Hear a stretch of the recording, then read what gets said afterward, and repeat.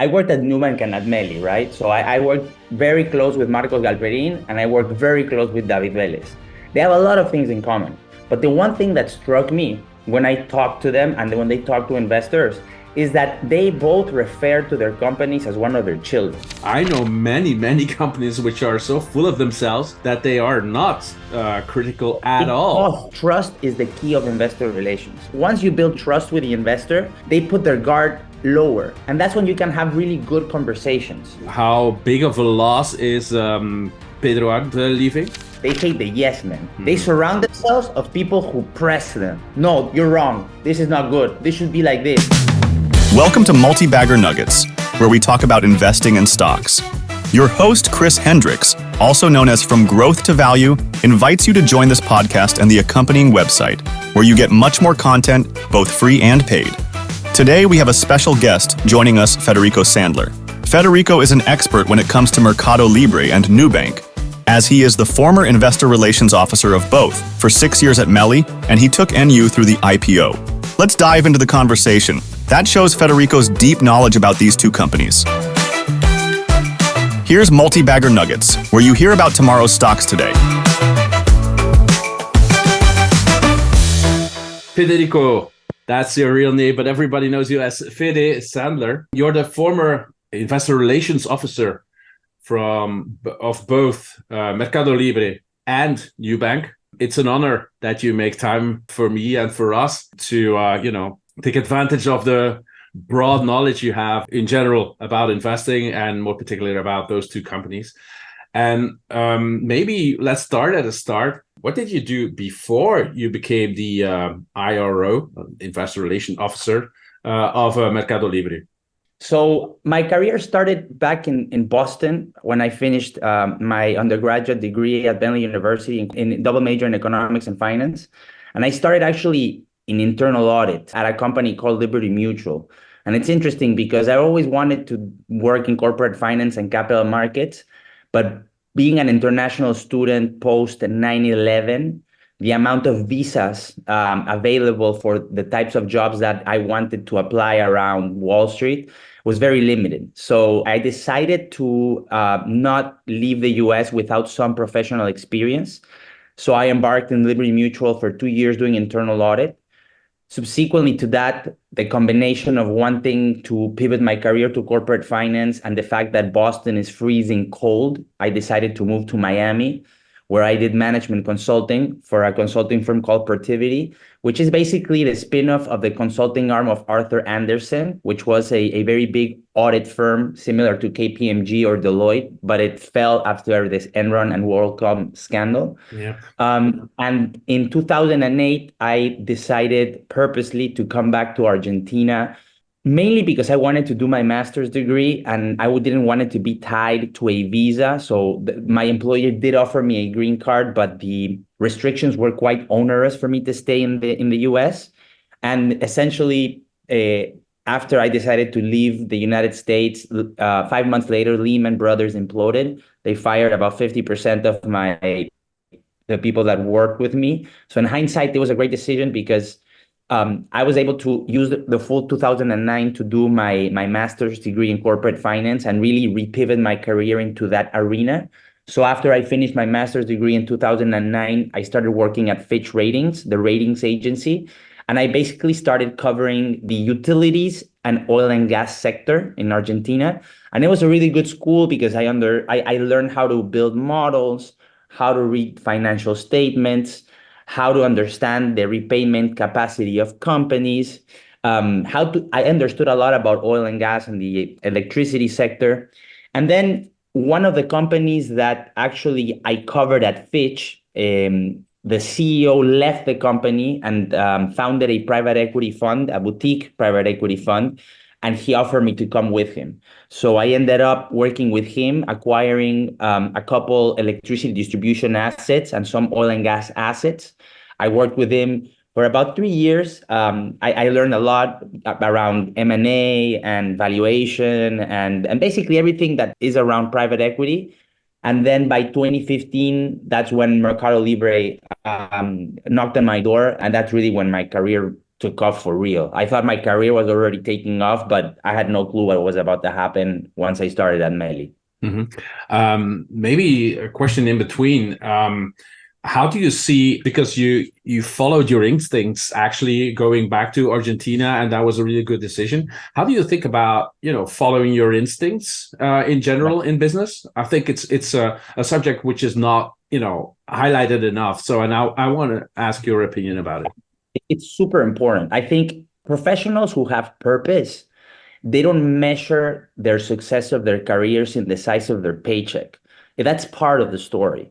Now, if I would have stayed in the US, I would have probably made some more money for a couple years, but I would have been miserable, and I would have missed the whole entire opportunity that Mercado Libre offered me here in Argentina, and then subsequently going to lead or be a part of the leadership team of the IPO of Nubank. So my biggest advice is always look for purpose and not jobs, and measure your success not only in money, but in terms of how fulfilled you feel with what you do. Okay. Yeah.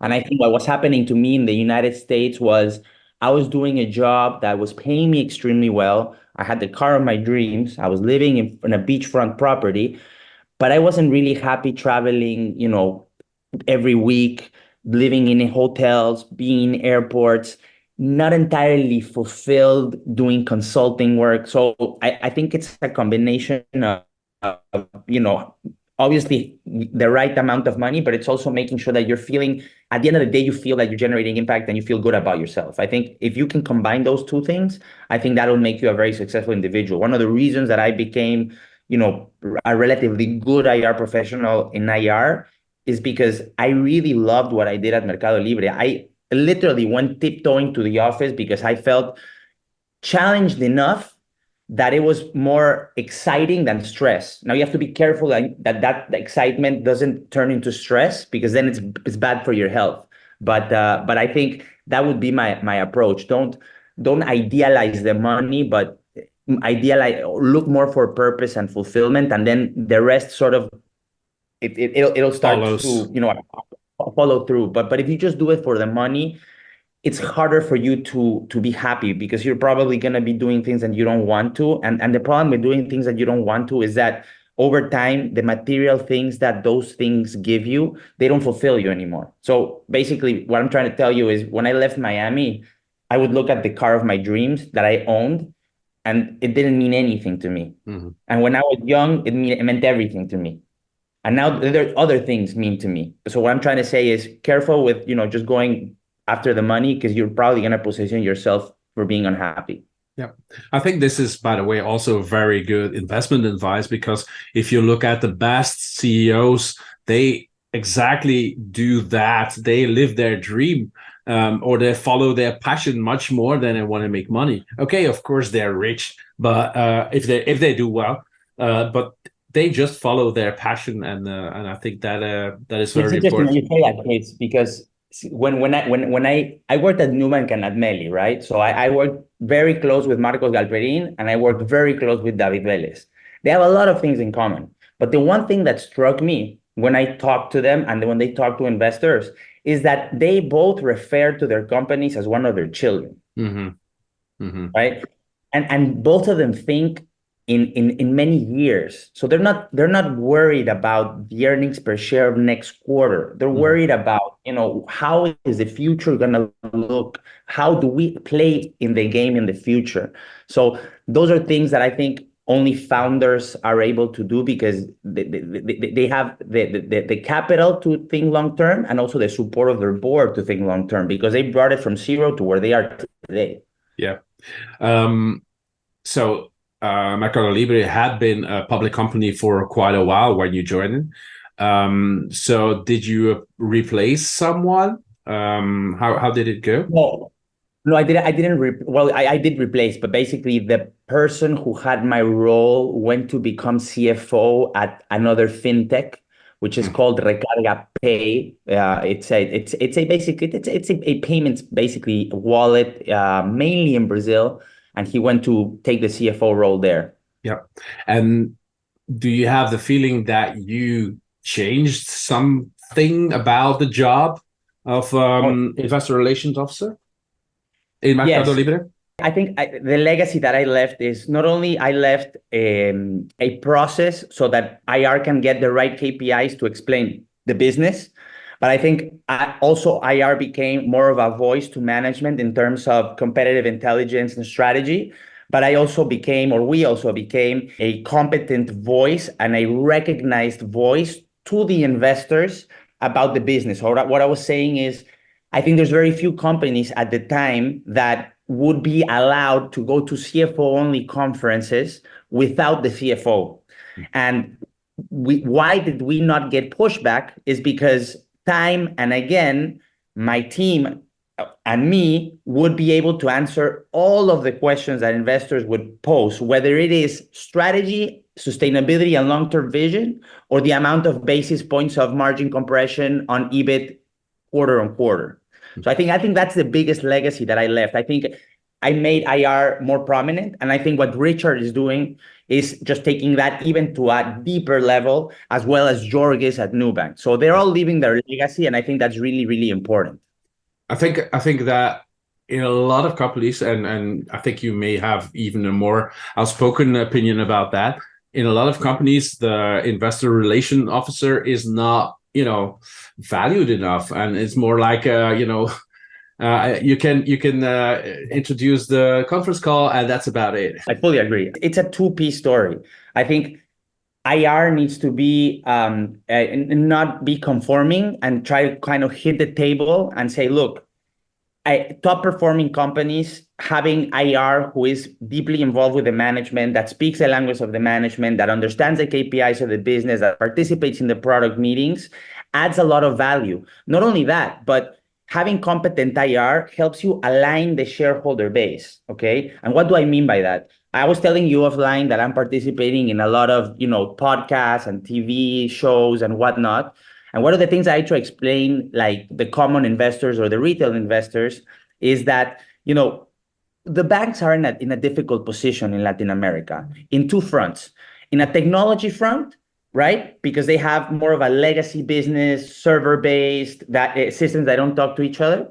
They have a cultural problem because they're used to more about how much money can I extract from you relative to how much benefit I can generate to you. But then you have a problem in the shareholder base. So basically, on the side of MELI and Nubank, you have shareholders that bang on the table and tell you, spend more, build more product, innovate more. And then you have the shareholders or the banks that are like, are you crazy? Give me more dividends. I'm not going to permit you to compress margins. So essentially what a good IR does is say, wait a minute. No. I need the shareholder that bangs on the table and sees this business 10 years out. I don't want the shareholder that's extracting me the dividend short term, right? So sorry, the long answer, but I think that's how IR is evolving. No, it's a great answer. By the way, one of the things that both have in common, when I think about it now, and that's something that pops in my mind now, if there's an earnings release from Mercado Libre or Nubank, what always hits me is how beautiful the presentations are. Is that something? Yeah, but Mercado Libre as well. They have great stats and beautiful colors. I think many companies could learn something from those two. I always look forward to seeing the presentations. Yeah, that is all on purpose. I think MELI has stepped up the game a lot. It stepped up the game with me, and then it stepped up the game even further with Richard. I can speak a lot about Nubank because I saw it firsthand, just the level of detail and attention to every single thing that is in the presentation. I remember being in Saturday meetings with David, Christina, and the management, evaluating the color palette for the F1 on a Saturday and the color of the lines of the cohorts. This is the level, and the font, even the font. So I think both companies understand very well one thing. This is like customer service. You need to reduce the contact rate, okay? So if you provide good information that's easily accessible, most of the common questions get answered directly on the information, and then the IR can use the time for the strategic stuff, right? So I think Meli and Nubank have done a really good job, especially Nubank. I said they even pushed it even further because what Nubank is doing is super interesting. And I think George hit the nail is he's starting to do podcasts with the decision makers. Yes. So basically, and that's what investors want to hear. They want to hear Yusef. They want to hear David. They want to hear Vito. So I think what that will do is that's going to reduce the pressure on IR substantially because the answers are in the video. Yeah. And me, IR, I can dedicate my time to targeting, to seeing, you know what? Invesco could buy 3 million more shares. Let's call him and bring him in and put him in front of David Reyes. Yeah. So it frees up time. So again, competent IR reduces your costs, improves your shareholder base, and reduces rotation of the cap table, which is also what you want, no? And I agree that this is customer service, but your customers are your shareholders, and they pay lots of money, and they put their a part of their life savings at stake for your company. So I think you should do that. One thing there, I think at one point they should start to measure investor NPS. Yeah, just to that's a great idea. A top-notch IR, and I think for people listening to this, NPS means Net Promoter Score, so that goes from -100 to +100, and brands have that as well. I think it's a great idea to maybe it's even a good business idea, Fede. Maybe we should go for it. Maybe, yeah. And the other thing that's interesting, and for those who are watching or are in IR, no investor is left unanswered. There's different levels of investors, but all deserve a reply, right? Obviously, a retail investor is most likely that he won't meet Marcos, but he has a question and he's a shareholder. He must be responded, either forwarded to the IR website or put in touch with the management. But one of the reasons that we had such a high NPS in terms of the way that I measure the NPS is the amount of awards that we won as the best IR team, okay? Was because we never left any question unanswered. And if we didn't know the answer, the reply was, Mr. Investor, I don't know the answer, but give me a couple of days and I'll get back to you. Fantastic. And you reduce the anxiety of the investor because IRs need to be empathic with the investor. Think about this. Imagine there's like a strike of Correios in Brazil when Meli depended on Correios of Brazil, and there's a strike. And the investor is worried. Like, you depend 90% of your volume on Correios and there's no volume moving. They send you an email. You don't reply. His head starts turning and imagining all sorts of things and starts building a level of anxiety that you cut it like 90% responding, look, we're looking into the subject. I'll reply to you within X. Yeah. Yeah.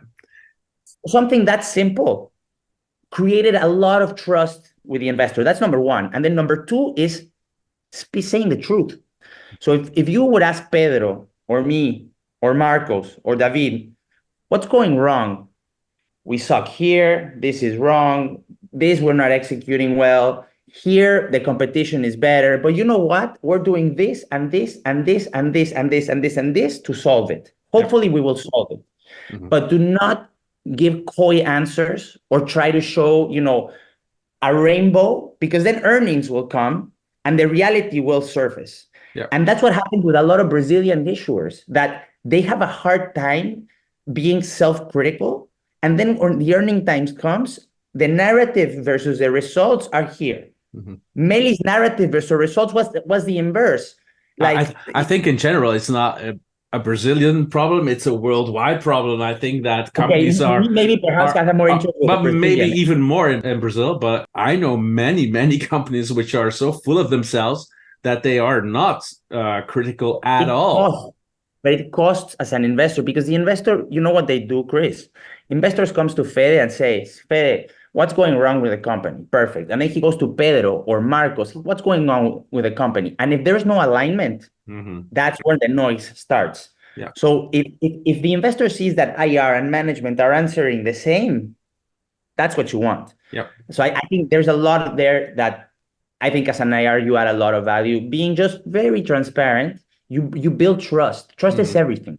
Yeah. In investor relation, trust is everything. There's still so much improvement to make there because I have a service, potential multibaggers, and I have written to several investor relations services of companies that I just didn't get an answer. And I sent a second mail and I said, I have like thousands of subscribers, paying subscribers, all shareholders of you. I'm speaking in their name. And I still didn't get a reply. And that's so awful. And, that also means something, I think. Of course. I mean, I'm going to tell you another example. I was by the way, I have to say, all the companies that I didn't get a reply from, I sold them all at a loss because they all did awful. And I learned from that it's a huge red flag if investor relations doesn't answer.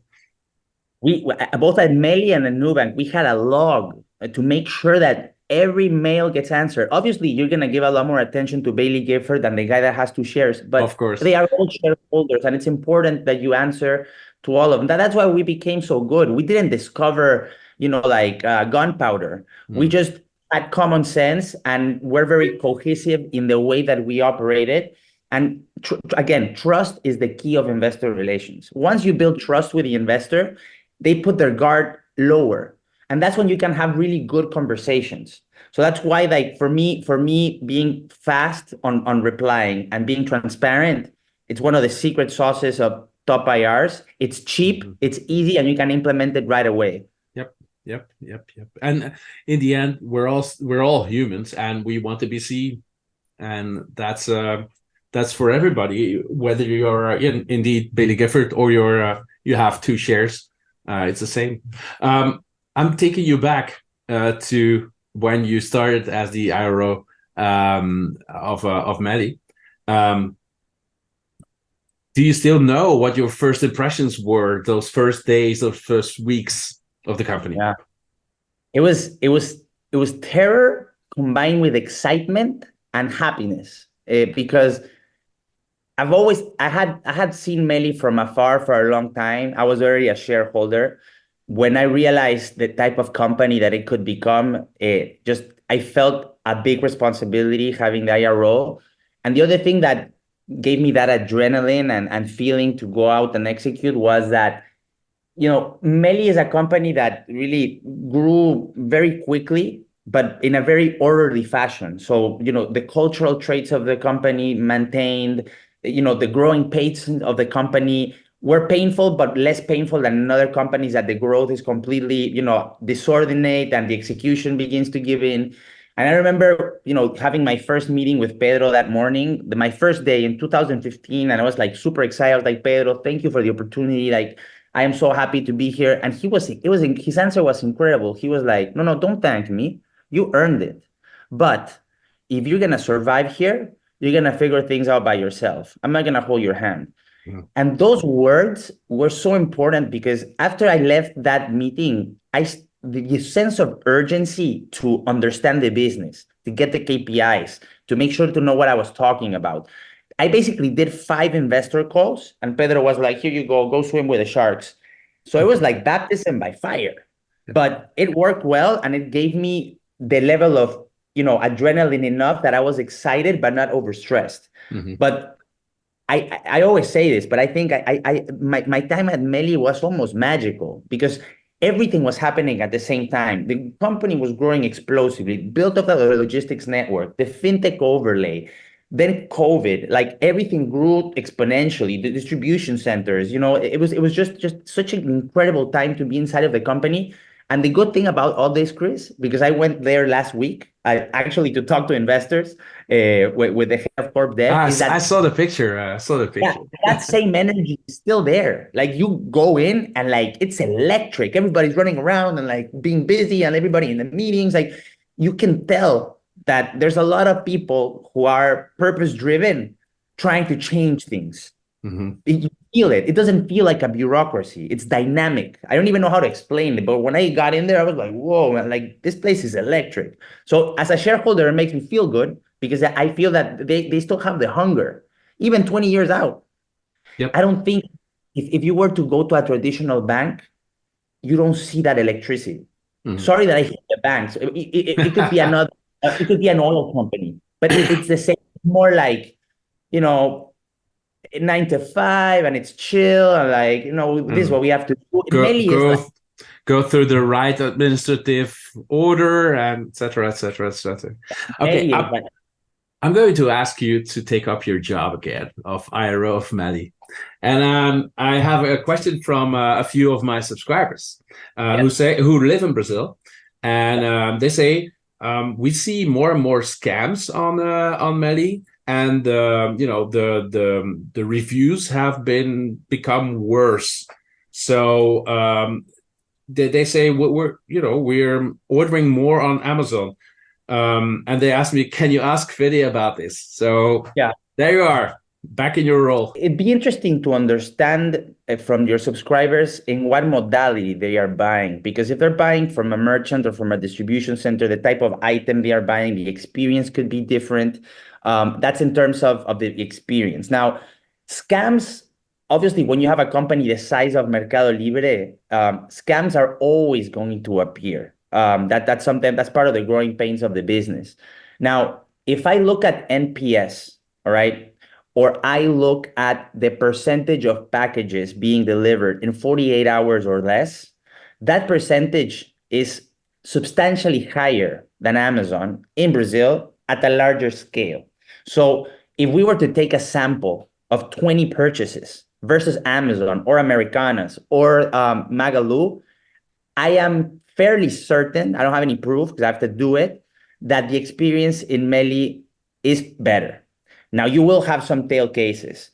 And it may happen that in some instances, Amazon delivers better. But what's important for your audience to understand is that when I was at MELI, up to the last day, there was a risk of death of MELI because they still didn't have a logistics network that was deep enough and a moat that was deep enough and a scale that was large enough to say, we are here to stay. The Mercado Libre of 2024 is MELI and who else? And it could be Amazon. In fact, I think it will be Amazon. Yeah, the problem is, what role do the Brazilian retailers play? Because you have an Americanas in bankruptcy, a Via Varejo who's terribly in debt, a Magalu whose growth has flattened completely. Mm-hmm. So yeah, I mean, is the experience going to be 100% of the times better than the competition? No, but it's more of a statistical issue. Now, if you do 9 out of 10 and you're buying from Mercado Envíos Full, which is a distribution center, you're getting your package in less than 24 hours, yellow logo. And let me tell you another thing for your Brazilian users. What I see in Brazil, and I actually posted it on X, in Brazil, what I told investors in 2018 is a reality. I told investors in Brazil, in the future, you're going to be buying your deodorant and your detergent and everything that you clean out of Mercado Libre distribution centers. Enter November 2023. I went to a friend's house in Brazil, yellow bag this big. What do you have in there? No, I buy all my cleaning stuff from Mercado Libre. I never go to the supermarket. Yeah. So I think I gave you a long answer. Yeah, no. It's a great answer. Because I think what MELI has done extremely well, especially in Brazil, is to really close the loop around logistics and deepen the moat to a point that now it's a question of who else is going to compete with me. Yeah. I'm here.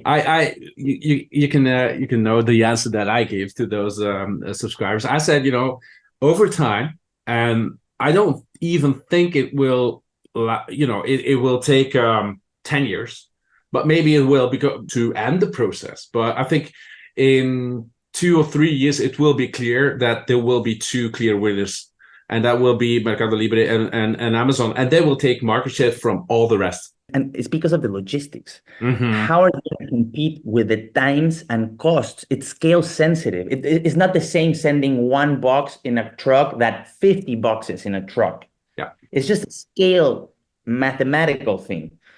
That's why, sometimes I think people are worried, what about Temu and AliExpress? I was like, yeah, they might have a nice niche business in the cell phone chargers because people are price sensitive. But believe me, if you need something fast and tomorrow and you know that it's good quality. And good, yeah.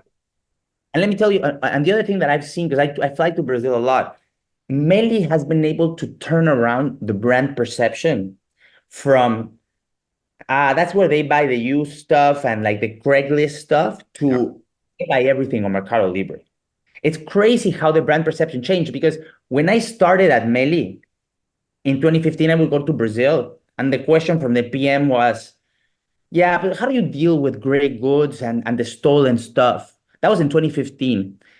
Fast forward to 2020, and the PM was, I just built my entire summer house buying stuff on Mercado Libre, and I got it cheaper and faster than other options. Same portfolio manager. Wow. Crazy. So what I'm trying to tell you is that we are just in the beginnings of this massive explosion of growth, because now the frequency is going to increase. And then when you look at e-com penetration, even with 20 years out, which I hammer this all the time, it's at like 12%. Mr. Investor, in the US is north of 20, and in China is north of 50. I know. Project this movie, you see where it ends. Yeah. I don't even need to, So I think still the street appreciates more what MELI's done on the logistics network, but they don't fully appreciate it yet, because you're in the early days of the payback of these investments. The early days. Yeah. Well, I just put out a tweet on how cheap I think the stock is. By the way, I don't, I'm thanking the Wall Street gods for these prices. Actually, it can go lower, of course. No, because it hit the stock hit like, I remember, like, I don't know if it was $2,300 a share or something like that in the peak pandemic. Mm-hmm. But listen, this company is very different than the company that hit the 2,300. It has like 30 distribution centers more. GMV grew by a factor of 3. TPV grew by a factor of 7. Your credit business exploded. So what Pedro always used to say, MELI always increasingly fits into higher valuations and stays there. So there's a little bit of noise, but the floors are always higher. Yeah. Just look at the chart. And that's why I'm telling you, and we haven't even touched Mercado Pago. The value to a stock of MELI still 20 years out is massive. Yep, I agree. And to be honest, when I picked Mercado Libre as a stock, as a potential multi-bagger, Mercado Pago was a huge part of my investment thesis. So just to, I'm just curious, and it may be a difficult question. If you have 100% Mercado Libre, how much of your investment thesis is, in percentage, is Mercado Libre, the marketplace, and Mercado Pago? Today, at this moment. I think it would be probably today. I think it's probably 50-50 or 60-40 Pago. Why? Because look, Nubank is doing incredible things. Okay, and we can talk about Nubank too. Oh yeah. The opportunity and how poor banks serve the people here tells me that while the incumbent banks are busy acquiring themselves and integrating branches and like finding all these synergies, Pago is running like a gazelle, acquiring customers, getting data, offering credit. So how this movie goes forward is Mercado Pago becoming a new bank within MELI and capturing a lot of the transactions of cash. For the first time, I have to disagree. I don't think Mercado Pago is like a gazelle. The banks are like the gazelle, and Mercado Pago is the lion that's going to catch a gazelle and eat it. Yeah, well, what I meant is... Yeah, I know what you mean. Pago is this speedboat that can pivot, and the banks, because of culture, size, dynamics, they are an aircraft carrier that takes time to move. And this renegade called Mercado Pago is just going like a speedboat executing. So by the time the banks try to wake up and see what happened, the guy's over there. How are you going to catch him? Yeah, I agree. I totally agree. And I think it's also the classical Clayton Christensen problem, right? So the disruption. Exactly what I say every call. Exactly the same. Because it's interesting. I said it in the radio. But I love to say it because I haven't said it here. And it's like, when I say it, it's great. You have Mr. Incumbent Bank with their comfortable physical bank with branches with crazy ROEs, printing money, bam, bam, bam. But then you have these renegades like Nubank and Mercado Pago who are like, no, I don't care about the profitability. I want to solve the lives of my customers. And then the customers start to shift there. So the bank says, no, wait, now I have to build a business that every customer that I send to my new business, I lose money or I lose margins.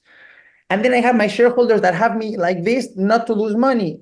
So how am I gonna beat these guys? I don't have the tech, I don't have the culture, I don't have the capacity to retain the best talent. Do you think ask a very competent engineer in Latin America if they want to work for Itaú or Galicia? Not to speak bad about them, but it's a mind shift, right? Yeah. Another example for Mercado Pago. So and so the audience, because I know that a lot of audience is foreign and they're not in Latin America. So I want to give examples of how the execution has happened. I remember being in 2017, 2018 with investors and telling me, hey, like you're telling me about, QR codes and, digital payments. Mercado Pago is not accepted anywhere. Yeah, well, you're right, but we're building the acquisition network. I invite you to go to Itaim in the neighborhood of São Paulo, or to go to Chacarita in Buenos Aires, or Chaco, Argentina, and see if they don't accept Mercado Pago. They accept it in the middle of the highway where you have nothing, in La Quiaca, in the middle of the mountain. Again, we're in the early days of this revolution. I was saying yesterday in the radio. So this is a good one. I think mobile technology was the earthquake. And what's coming now is the tsunami of innovation. And there's a whole bunch of companies that they didn't even realize there was an earthquake. They're just going the same direction and they're going to drown. Yeah. And there is even a second earthquake right now. And that tsunami, so AI, artificial intelligence, which, both Mercado Libre and Nubank are, of course, implementing like crazy. Pioneer. Yeah, pioneering. And that will pay off. That will pay off not now, not next year, not in 3 years, but in 5 years, in 10 years, in 15 years. Of course. And even them, but what I like is that they're always a step ahead. But AI was used at Mercado Libre already in 2008 with fraud prevention. Nubank uses it in KYC. They use it within the app. There's a whole concept around self-driving banker that David has in his head, leveraging AI. So I really think that we're in the early innings of a wave of like innovation, that there are some companies that they just don't have the right people and the right mindset to survive. Yeah, and maybe just for people listening to this who don't know what the KYC is, it's know your customer. It's extremely important in banking. Yeah, indeed, Nubank is using AI there. To round off Mercado Libre, another difficult question maybe. You have one thing that most people don't know, one crucial element of Mercado Libre that most people don't know, which is crucial for, to understand the company, the culture. You can choose whatever you want. What would that be? I think one is the culture. Okay. And that is very important because the culture is what attracts the right talent and expels the bad talent. Okay. So it's not minor. It's not about having all the money. It's how I take decisions, how I fire people, and how I hire people at scale, 50,000 people. You can't permeate it like looking at the CEO. There's got to be a structure. I think MELI has really nailed that at scale. So culture is number one. And number two, and not less important, is the scale. So the worry of Pedro and company was, how do we get as fast as possible to the scale to lower our logistics cost so that we can make the P&L work? Yeah. And that's happened. So I'd say what is special about MELI is the culture, which is that electricity that I told you inside the offices, the scale that allows them to compete with a P&L that's healthy. Because, and now Martin de los Santos, if MELI lost money at this scale, if there is not a good reason about it or something specific they are doing, there's something wrong with the execution. We should start to enter into the innings of fast, profitable growth, unless they find a growth avenue that I am not aware of. Just another question that pops into my head. It was supposed to be my last question about MELI. How big of a loss is Pedro leaving as a CFO? A loss it is. Now, what Pedro has done over the last 10 years is he has built a world-class bench. Okay, so for those who don't know, the CFO today who Pedro was substituted by, was the founder of the most profitable business at MELI, which is the credit business. He also had my seat as IR. He was also a board member, okay? And he was Pedro's right hand. So what I'm going to try to tell you is that it is a loss to lose Pedro because he's a very unique professional. But if anything, I think it shows to investors two things: that there is bench and it's not a one-man show, number one. And I think that the designation of Martin as a CFO shows to the market that the fintech business is a focus. They didn't choose Ariel. They didn't choose, someone from the marketplace business. They went and got the guy who built the credit business, which is the core of the fintech business and the core of the profitability along with advertising. So it is a loss, absolutely, because Pedro is very special. Now, I think MELI is at a scale and at a point that they can still make it work without him. And I think it's a good thing, because if you want to build a durable business, Marcos is not going to live forever. At one point, he's going to have to go because he's going to be too old. So I think MELI needs to begin to show to the investor base, hey, look, we are the founders. But that's something I really love, Fede. I mean, he's not old, right, Marcos? But that really shows how far out you think as an investor. Great. Let's go to Nubank. You actually brought them through the IPO. I mean, if there is one period in which the investor relations officer is extremely important and has way too much work, it's an IPO, right? This was the IPO. This is not a regular IPO, and we can discuss that, but it was tough. Oh yeah, it was with DSP, right? DSP and dual listing. Yeah. Portuguese, Spanish, Portuguese, English, reais, and dollars. Yeah, and of course the currencies are very stable. Not. So can you describe that period? I mean, you went to Nubank, you started there. Again, same question maybe. What were your first thoughts initially, the first days? I mean, you already had that Mercado Libre experience, which probably made the terror a bit less, but maybe then the terror came because of it was the biggest DSP ever, if I remember well. Yeah. So maybe you can explain as well what DSP is, because not everybody will know. Yeah, I'll get into that. But let me give my first impressions first. Yeah, I think my first impression was this company is very special. So it started on a Monday morning with David Vélez, which he still does to this day, going through the culture deck, which he goes through every single Monday through the new hires.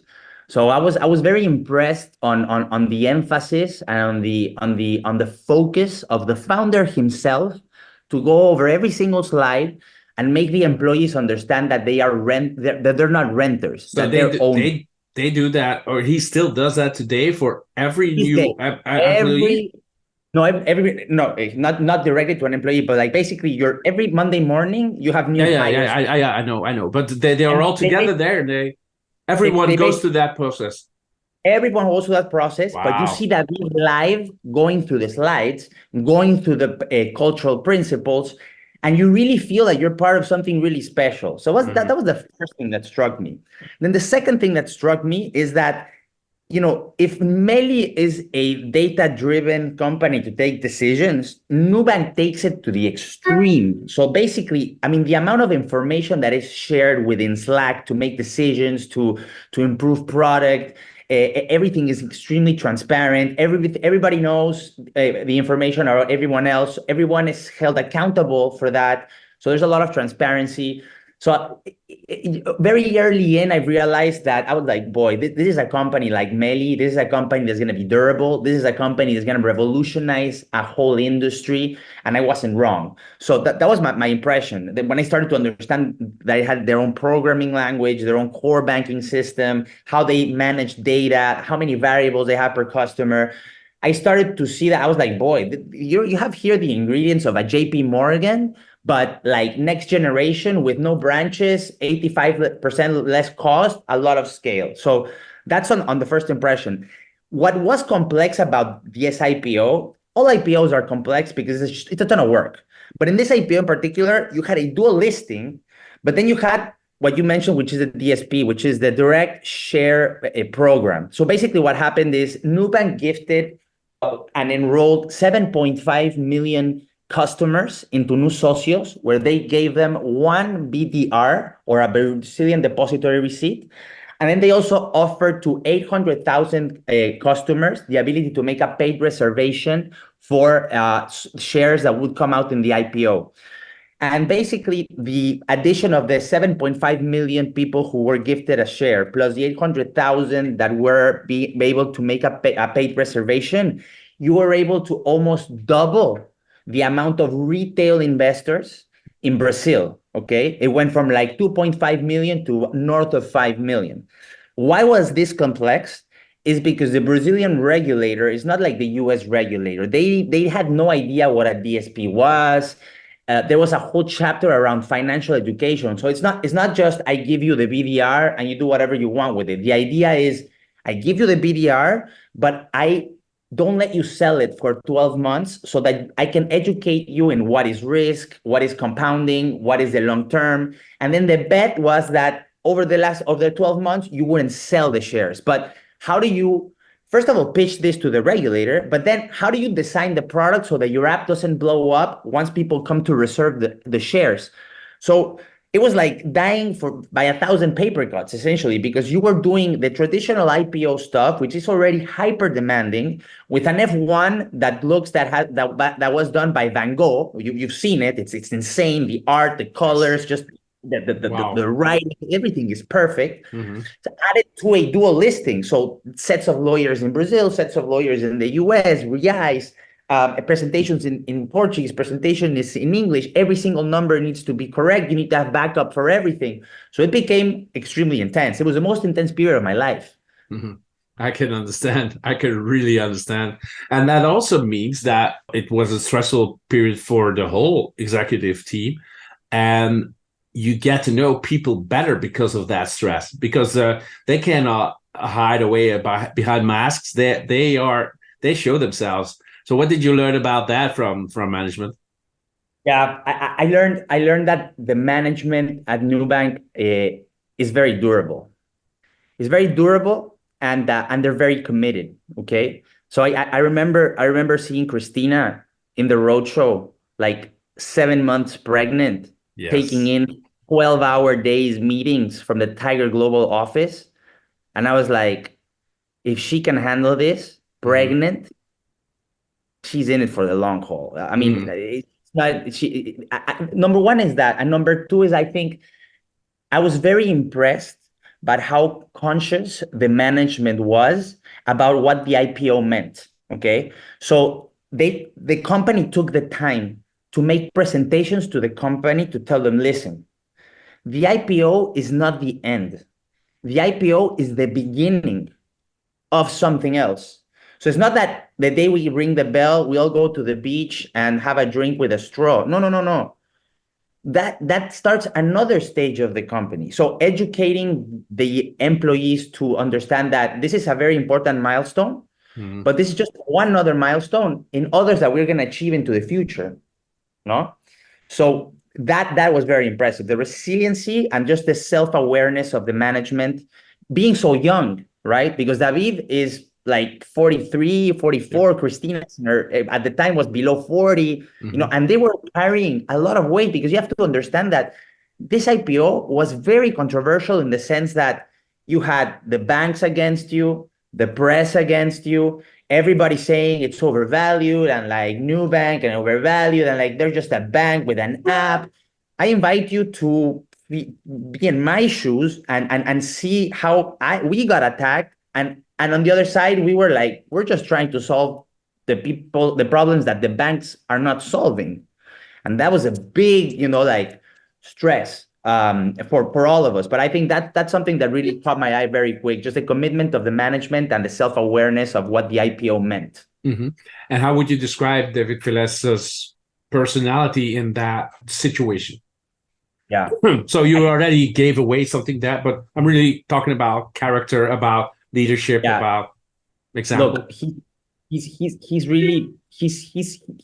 very similar to Marcos in the sense that he has a level of humility about listening to everyone. He doesn't feel that he has the answers to everything. So he will listen to an analyst. He will listen to someone from outside.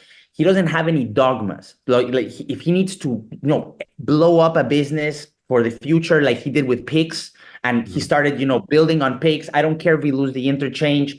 Pix is the future. Let's bet the company on Pix. Those type of things make him really special. And he's always, what I really like about him, and it's similar to Marcos, he always goes to the problems. So when you had like the presentations of, the quarterly presentations, usually tech companies start with what's going well, what's not going so well, and then the results. Marcos and David would go directly to what's going wrong. It's like, I don't even care what's going well. And he would just hammer what's going wrong, what's going wrong, what's going wrong.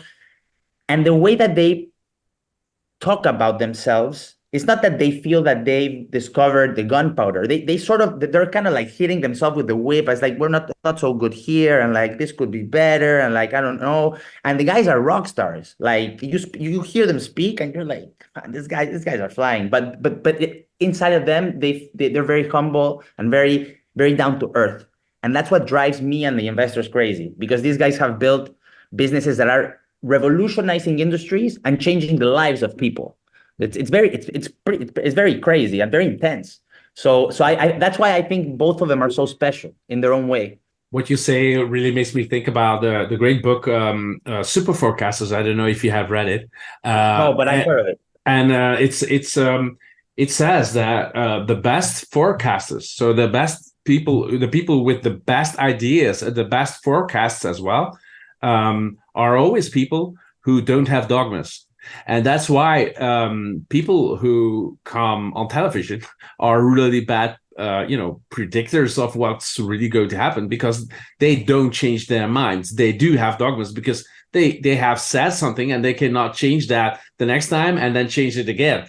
And that's what really great CEOs actually do. They change their minds a few times. And they change it. That's exactly, like, I've seen David change his mind in a meeting, having one point of view, and then they present, and he's like, you know what? You're right. That is being great. When you acknowledge that someone knows more than you and you're the leader, that to me is a mega green flag. And you know what? Both David and Marcos, you know what they hate? They hate the yes men. They surround themselves of people who press them. No, you're wrong. This is not good. This should be like this. And the conversation. So what Marcos wants in the meeting is healthy debate. So when you go into a meeting within MELI or within Nubank, product meeting, customer service meeting, it's gonna get heat up. The temperature rises. But when the meeting ends, we all go have a beer. That's all good. So, but that tone comes from the top. And I've seen both Marcos and David enter with one idea, and then Pedro be like, we should do this and this and this because this and this, and then be like, you know what? You're correct. Let's go your way. Yeah. So, and that takes a lot of greatness because sometimes, these guys who are hyper successful begin to think that they are correct all the time. And that's a huge danger. Yes, indeed. The godlike figure that thinks of himself, especially that he's unfailable. And that's a real problem. And I'm going to give you two examples that drove me insane, especially about Marcos and David too. But I got to engage less with David because everything was in the pandemic. But I remember 2 times that it was just the investors could not believe it. I can't remember if it was Bailey Gifford or T. Rowe Price, but Marcos came into the board meeting like carrying the dishes for lunch and started putting the dishes in the table. And then the cleaning lady comes in and he says hi, like with a kiss to the cleaning lady. And the investors were like, but he's the CEO. Like that level. Yeah. But that says a lot. That says that there are no sacred cows in the company. There are no corner offices in the company, not at Nubank, not at MELI. Marcos, when he was in the office, he was in a cubicle like everyone else, like in his computer, with his backpack. The guy's a billionaire. He's the richest man in Argentina. But his humility remains the same. And I think he purposely tries to not get too in love with himself. And I think that's a great thing. Yeah, it is. I think it's a huge advantage if you have that. And if you have and I think it's also extremely important for the culture you talked about, because people see that inside the company, and they follow the example. And I think that is always underestimated, how important in every single organization, if you have a huge company like Mercado Libre, or if you have like two people working together, the setting of the example of the leader is always so important. If people say, oh, Nubank is just a bank, what do you say? Yeah. If you look at how I'm going to start the answer like this. The logo of Nu is just Nu, not bank.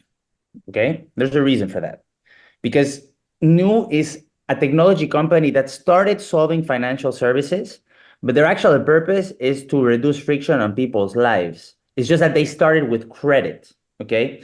But they are much more than a bank, because the way they operate is, it's not how many products I can shove down your throat. Is where the customer pain is, I work backwards and try to solve it for you, right? So the products are friendlier, the engagement is better, the usability is better. So when you look at NPS, Net Promoter Score, that we spoke about, Tesla, Nubank's NPS in Mexico is higher than Tesla and the iPhone. That tells you. Because, just to interrupt you, those are the golden. Highest. Yeah, those are the highest ever, and everybody talks about those golden standard, Tesla and iPhone. Yeah. So I'm going to tell you something else. So in Mexico is north of 90. Wow. They have 5 million customers. In Brazil, with 80% of the adult population being customers of Nubank, the NPS is north of 80. Those are numbers that are insane. Those are insane. I know NPS, maybe not every. Can match that. No brand can match that. I mean, even if you talk about brands people love, like, I'm just thinking aloud now, Starbucks, Nike, what have you, they're not even at 50 sometimes. So that's extremely high. Again, people who don't know it, this goes from -100 to +100. So 80 plus is crazy, especially for financial services. Of course, and let me tell you another thing that I think this is something that MELI may adopt in the future, but the level of empowerment that the customer service representatives, first of all, Nubank leverages AI very well to minimize contact rate. So a lot of the things get solved directly on the app. But if you get to a point where you need to talk to customer service, first of all of them have the DNA of Nubank, and they transpolated this DNA to Mexico and Colombia. So actually Brazilians are going to Mexico and to Colombia to make sure they're hiring the right type of people. But they also are empowered to take decisions on the spot for customer satisfaction. So for example, I was in a call, I remember with I don't know if it was the CFO or Tomas, who worked with me at Nubank, and we were listening in, and basically the customer called because he was desperate because the dog ate his card. He was just married and was going to Italy, and the only way to pay was with a card. He was desperate, like his voice was like, I don't know what to do. I'm getting married. I don't have the card. How am I going to spend money? I'm getting crazy. Mm-hmm. And the customer service rep not only told him, don't worry, we're going to send this, express in less than 24 hours. You're going to get the card. You're going to be fine. When the call ends, he's like, this guy is a candidate for a wow. And what a wow is for certain cases, customer service is enabled to send a present to the customer. So what did the customer service agent do? He basically sent them the card with a book of things to do in Italy. Okay. Oh, fantastic. The satisfaction and the loyalty of that customer went through the roof. Okay. Of course. He will never leave Nubank. I invite you to find me another bank in the world where people buy the teddy bears and they paint their cars purple. If you find one, tell me.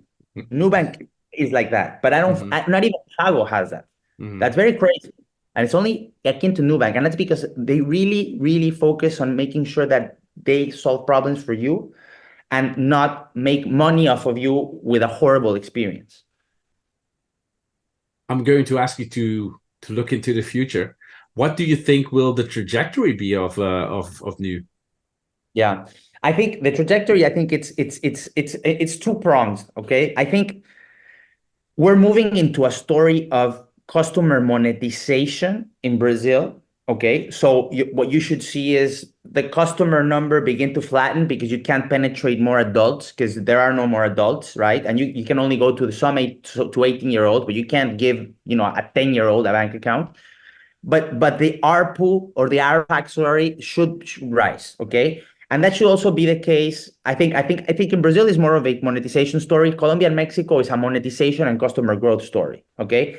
So that's the 3-year how it looks. And with those three countries and existing products, I can make a case, and actually it was made in the IPO, that we can reach 100 billion. Okay. Mm-hmm. The second stage of this, I think, is once David and team feel that they have the traction in Mexico and in Colombia that makes them feel that they are a big player like they are in Brazil. My expectation, this is Fede talking from what I know about Nubank, is because Argentina is still in sort of a gray situation in terms of its economic performance, it really doesn't make sense to move anywhere else except, other large markets where they can fish with dynamite, like David likes to say. So my inkling is that they are going to go after the Hispanic market in the US that has the size of Argentina, the same frictions and pain than Latin Americans, but with a disposable income that is much higher. And I also expect for Mexico to be bigger than what investors expect. I don't know if it will reach the size of Brazil, but I can make you a case that it could be quite comparable given GDP per capita dynamics. Yes, I've made the same calculations for my subscribers. Actually, if you weigh out both, they're close to each other. Like if you talk about the possibility for monetization over the longer term, they're really close. Surprisingly, because Brazil is so much bigger. Yeah, and we didn't spoke about something else, and then there's another chapter I think that you're gonna begin to see more and more. That is, okay, we've cracked the code for the base of the pyramid. Right? Low and growth strategy.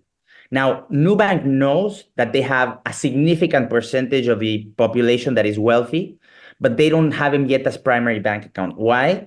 Because the credit limits are still low. So what they're doing now is focusing on the high spenders, which bring a disproportionate amount of TPV when it becomes primary, right? Mm-hmm. So what you should begin to hear more and more is some of the inroads that they make on the high spenders, which is becoming a priority for Nubank, along with Mexico and along with secured lending, which is a huge chapter that is very profitable.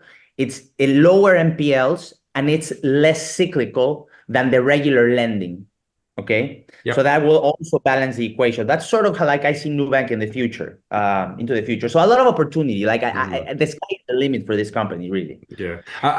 One of the questions. Go ahead. I don't see MELI leaving Latin America. It would be a strategic mistake. Nubank has different particularities that can internationalize even beyond Latin America into North America, Europe, and Africa. I think MELI bread and butter is Latin America and will always be that. I agree with that. Yeah, 100%. The question that I get the most from people about Nu is, it's already that big, can it still grow? And I say the same thing as you. I think that this is just really starting out, and I think people really underestimate how huge the opportunity is. I mean, yes, it's about what have you, I don't know, $50 billion company right now, something like that. But let me throw you some numbers at you so you get more conviction. So today, Nubank is, I believe, if I'm not mistaken, is the second largest bank in Brazil in terms of customers. Okay. But when you grab any vertical, personal loans, credit card, insurance, secure lending, we're talking about market shares that are, credit card is like less than 15%. Personal loans is like 4%. Secure lending is less than 1%. Insurance is like 1%.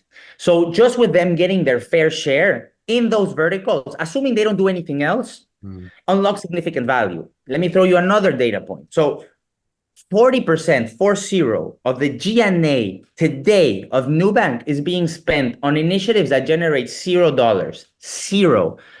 What was the net income of Nubank in 2023? $1 billion. So what I'm trying to tell you is that be careful, because there's a lot of things in the back end that right now you are sort of like putting the seeds, and you're going to see sequoias in the future. Oh yeah, and it's so incredible that they can combine though that huge growth actually, and those and investing in those opportunities with great profitability already. That's exceptional, I think.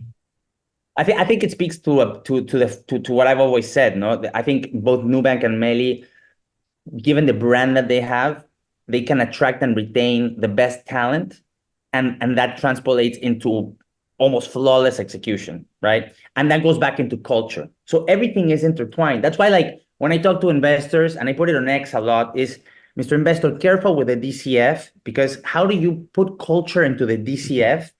Complicated. You might miss a huge opportunity because you're not understanding that these companies still have so much run room, because you're just assuming hard data. And sometimes that hard data will confuse you more than give you the answer. Yeah. And also, I mean, they are so, why would they stop at 10 years? Why would they stop growing after 10 years? I mean, if you see how early it still is, and if you look at, even if you just look at the history of Mercado Libre, why they have not gone to the perpetual growth rate after 10 years, right? So why would they do that after 10 years now? And the other thing that's super interesting, Chris, that I also want to bring into the table is none of the two companies are dogmatic, and that is critical. So if you ask Fede of 2015, no, we don't touch packages. We're just a middleman. Things go through the funnel, logistics network. Fede of 2018, no. We're not going to get into content. That's something that only Amazon does. Fast forward to 2023, we need content. What I'm saying is they pivot to what reality brings. They're not like dogmatic, but that's a formula for failure. Marcos is the guy who basically breaks that, and David is the guy that breaks that. It's like, no. There is no sacred cows, guys. Like, we need to skate where the puck is going, like he says. Skate where the puck is going. If that requires dynamiting part of the business, then let's do it. But he's the founder. He's not a professional CEO that has to, get his bonus at the end of the quarter. He can... Basically, the reason why Marcos was able to destroy his margins was because he was basically the founder. He went to the shareholders and said, Mr. Shareholders, forget about the gross profit margin of 70%, forget the 20% EBIT margins. I'm going to build nuclear submarines and I'm going to operate nuclear submarines. Here we are. He literally said that, by the way. So I didn't invent it. I heard it from him. Wow. Fantastic. I also have to think... I don't know if it was Bailey Gifford or T. Price, but he was like, listen, we're going to build nuclear submarines and we're going to operate nuclear submarines. It was in the board meeting. I will never forget. I saw him on... I remember a story when the Spanish king came to Argentina, I think it was, and Marcos Galperin had a talk with the king, and he was on the road and he had a traffic jam because all roads were blocked, and just parked his car and took the bus, took a selfie on the bus to go to the king for his talk with the king. And I thought that was a great story, and that shows the flexibility, right? But he's like that, and when you meet him, like his humility and his self-awareness is, I think, what drives investors crazy. Because you think about a guy who's achieved the level of success he's achieved, and you might think he's super like conceited and like he knows all the answers. Mm-hmm. And he's usually the guy in the meeting. It's incredible. I just remember things that happened. But I remember, like, Marcos is the guy in the meeting that asks the right questions. He listens and he goes right to the bone. And he's like, what about this number? He nails it right there. He's not the guy who dominates the meeting. He's just patiently looking at the deck, and then he's like, wait. But what about that? Mm-hmm. Boom. He nailed. He puts the finger on the wound. Boom. Yeah. So, and David is the same. He will go right where the problem is. Like, and that's something that I find it very important for a founder. Mm-hmm. The self-awareness and the ability to understand where the problems are. 100%. Because I think Elon Musk said it. It's like, at the top, you only have problems. Mm-hmm. Forget about having a good time. Having a good time is not for the CEO. Less the founder. Do you think they have an easy life? Forget it. I remember Marcos telling me, and this was like 3 or 4 years, or more, like 6 years ago, asking him, how many hours per day do you sleep? It's like 3 or 4. I have like 40,000 people or 20,000 people in charge. It's hard to sleep, It's like, well, yeah, if I'm stressed, I can't imagine you. So there are like plans now for 90,000 people, so he must sleep even less. So also one thing, just rambling a bit now, but one thing that pops to my mind as well is that people underestimate how huge Nubank already is, because it's the biggest digital bank in the world, ex-China. And people don't... Not in That's important to highlight. In customers. So if you grab balance sheet, it's still relatively small, but in customers, largest in the world. Yeah. And that's crazy, and people really don't understand how huge that opportunity is. Because if you just like take like 50% or maybe 30% even of how big banks monetize their customers, and you take that and transport that to new, boom, that's. Well, we actually had a chart. So the numbers will be a little bit stale, but it shows you the opportunity. We had a chart where we showed you the average revenue per active customer of an incumbent bank customer and the average revenue per customer of Nubank. And it was like, at the time, it was like $10 for Nubank and like 35 for the incumbent bank. What I think is going to happen is some of those fees will be, competed away because they were never supposed to be there in the first place. But then Nubank is going to continue to cross-sell more products and launch more products, and their ARPU or RPAC will start to mirror those of the banks. But the difference, Mr. Investor, is that I have 85% less of the cost structure. That drives bottom line. How are you going to compete, Mr. Itaú? How are you going to compete, Mr. Superviel or, BBVA? It's difficult. And that's indeed cost-wise. And that's the innovation dilemma, right? So if banks really want to compete, they have to do away with lots of their, a big percentage and maybe completely their profits and invest, which they will not do. They will not, for the shareholder base, and because in many instances like Argentina, your branches are unionized. You can't close it.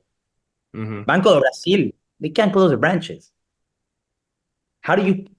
It's not that I hate the banks, it's that I see how this disruption is going on. I'm like, bro, this movie, I can see this movie is going to be very difficult for the elephant to run faster than the gazelle. You're going to have to put some afterburners for the elephant to beat the gazelle, and I don't see that. Correct.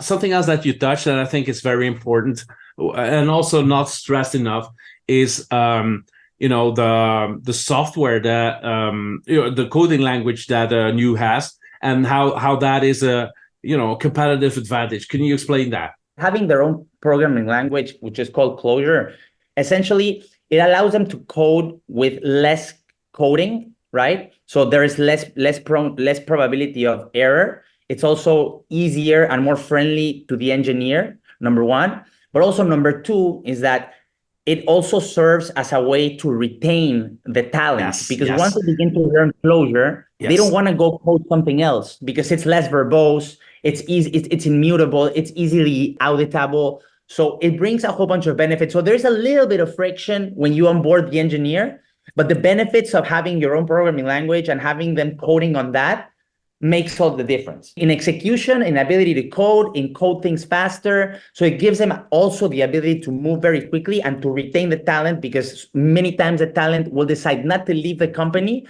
because they have to go back to coding the old way. So they're like, no, I don't want to do that. I want to do Clojure. Yeah, and because they know Clojure very well, and there's not that huge demand of other companies that use Clojure. That's also a way to retain people if they love working in Clojure. Yeah, they have that, and they have Datomic, which is this like immutable database system that makes the company far more agile, and that's basically technology that is inherent only to Nu. I think we can round this off. And I'm going to ask you a very tough question. You said about, the founders that they see their company as sort of children. Now, you're a stepfather right now, and you have 2 children. I'm not going to ask you to choose one. I mean, that's cruel. So that's not what I'm going to do. But if you have 2 children, they are not completely the same. They have their own characters. So how would you describe the characters of Mercado Libre and you in their differences? Essentially, Mercado Libre started from the end of commerce and built its way into fintech because they had to solve payments. Okay. So they're going in the direction of Nubank, but they started in a completely different side. But they realized that they need to get into that side as well. Nubank started in credit only, but understands that they need to bankarize the population and that they need to do away with cash. So essentially, both of them are going after the same purpose, but coming from different angles because they have different competitive advantages, right? So just like MELI has sort of the marketplace to fish users, Nubank has this super efficient customer acquisition engine to grab customers on referrals. So I think the difference is that they started from different places, right? But they are sort of moving into the same direction. The similarities is that I think both are tech companies, both are purpose-driven, both have similar shareholder bases, and both of them have a competitive stack that looks similar, which is cash and the banks. Mm-hmm. Yeah. Yeah. Yeah. I guess if I had to pick, I mean, because a lot of people ask me that, but if you were to put a gun to my head and say, MELI or Nubank, the reason why I would choose MELI, easier to replicate the fintech business than Nubank to build the commerce business. Nubank doesn't know anything about distribution centers, touching packages, invoicing. That is a nightmare. Mm-hmm. The fintech business is a nightmare, but this is like an ultra nightmare. So I love both, but the one that's harder to build, it's already been built. Yeah, well, I think just like you, I'm an investor in both, and we're happy that we don't have to choose, right?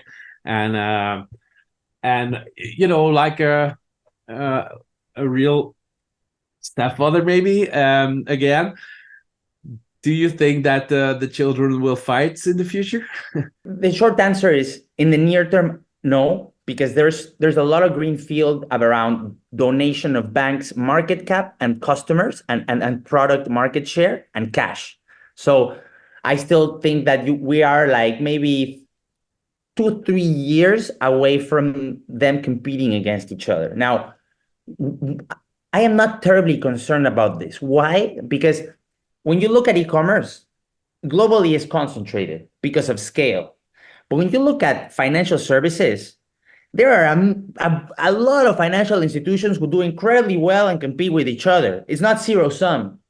So I'm not incredibly worried about this because I really think that in retail banking, the net losers are the incumbents, not our friends MELI and Nubank. They are the ones that are going to benefit. But I'm talking about, I want to be very specific. I'm talking about retail banking, sovereign or SME banking, but the small businesses. Now, sovereign banking, corporate banking, investment banking, trade finance. You can leave ING and Barclays and all those guys.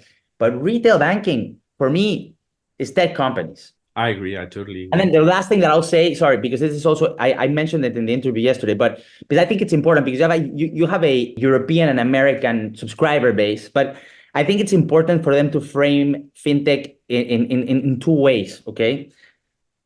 Fintech is, I put it on Twitter, but fintech is the value prop of fintech is inversely proportional to the quality of financial services in a country.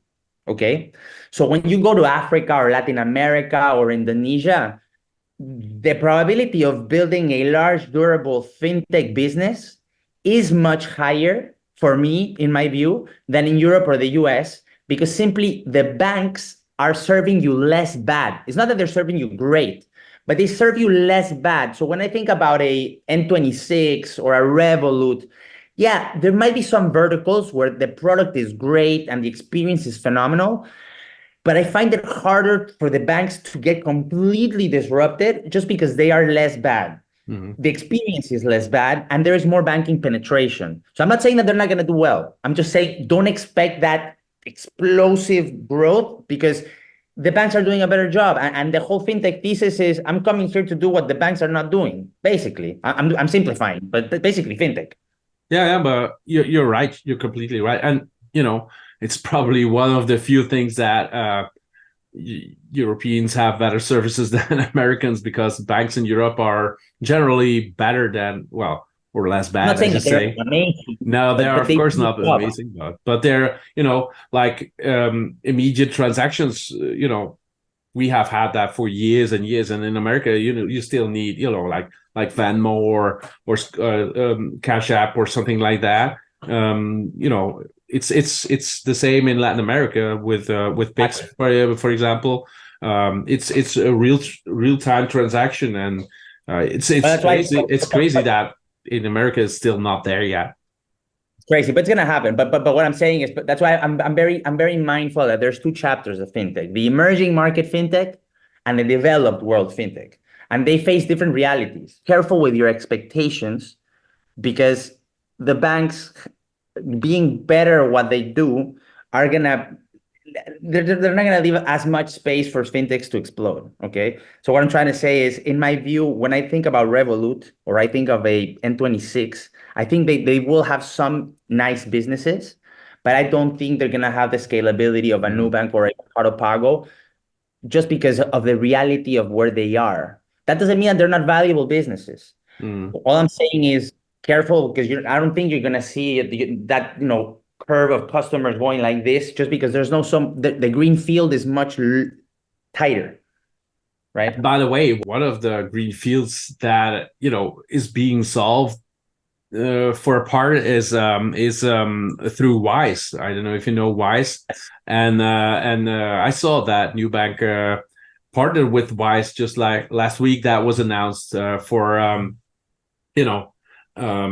transactions across borders. And I think it makes sense. And I'm a customer of Wise, and I really love them. So they really solve the problem. Now I remember what I wanted to tell you. This is what I wanted to tell you. So credit businesses, right? And there are fintechs that do credit in Europe as well, right? But the thing with Europe and the US is that these fintechs, their algorithms are only understand low interest rates and almost full employment, to simplify. Now let's go to Nubank or Pago, especially Nubank. Nubank was founded in a recession. Then you had an impeachment. Then you had the worst recession in 100 years. And then to top it all off, a pandemic. And the business is going like this. Just imagine what this business does with a blue sky scenario. Yes. I agree 100%. I think that's really underestimated. It's super underestimated. In a shit show, pardon my French, these guys are super low NPLs, growing like gangbusters everywhere, and the economic environment is terrible. Just imagine when these things turn around and people start printing more money and the algorithms start to understand positive information, this thing is going to go vertical. Yep. Yeah, and then you will see that difference. And it's important for the subscribers to understand that's a huge difference with European fintechs, because European fintechs don't have those scenarios. The scenario is the inverse. They don't know gray sky. They don't know what's going to happen when things blow up. Yeah. Nubank is blowing up in its face. Nubank only knows blow-ups. Yeah. Really underestimated. Really underestimated part. Thank you for pointing that out. Fede, it has been a fantastic conversation again. We did this last year. And do it like every year with updates. we should let's make it a tradition until we're 85 or something. We're 85 or something, because you and me are going to be following the company for a long time, and I'll have a lot of things to say for a long time. You can bet on that. I bet on following company for a long time, and I bet even more on you having to say a lot of things about both companies. So thank you very much, and we'll see you next year then. All right, see you next year, and we'll be in touch on next. Thank you. I hope you enjoyed this content. None of this is financial advice, so don't buy stocks only based on this information. Chris and the guests may have positions in the stocks they discuss. Get much more free and paid content at multibaggernuggets.com.